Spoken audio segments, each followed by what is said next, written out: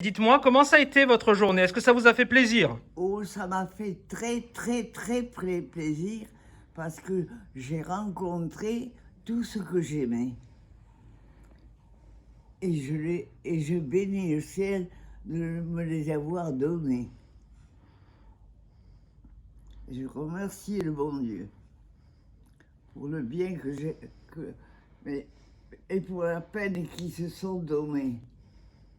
Je n'avais pas pensé que les 117 ans, bon, quand même les 117 ans, mais d'une petite dame en fauteuil roulant qui avait guéri du Covid, allait comme ça une flambée autour du monde et qu'il y allait avoir tout d'un coup un besoin d'un message universel d'espoir. Et c'est vrai que j'ai employé cette formule en disant Sœur André, c'est un peu une flamme, la flamme olympique qui fait le tour du monde et chacun essaye d'attraper un petit peu cette flamme parce qu'on a besoin de quelque chose qui nous réchauffe un peu. On a besoin d'espoir, on a besoin de se dire est-ce que c'est le bout du tunnel? Est-ce qu'on arrive à la fin de cette période? Et c'est quelqu'un qui a connu 3 guerres, qui a connu la grippe espagnole. Et elle a vécu tout ça.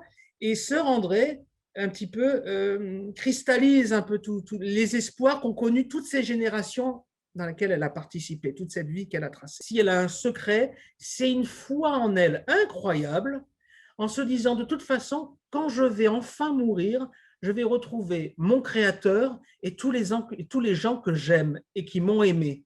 Et cette foi incroyable et chevillée au corps, elle a au fond d'elle cette foi, c'est ce qui l'aide à tenir en fait. C'est de se dire, ben, tant pis, si je meurs, ben, je meurs. Et donc le Covid ou autre chose, ben, ça m'est égal puisque je sais qu'après la mort, je vais retrouver mon Créateur.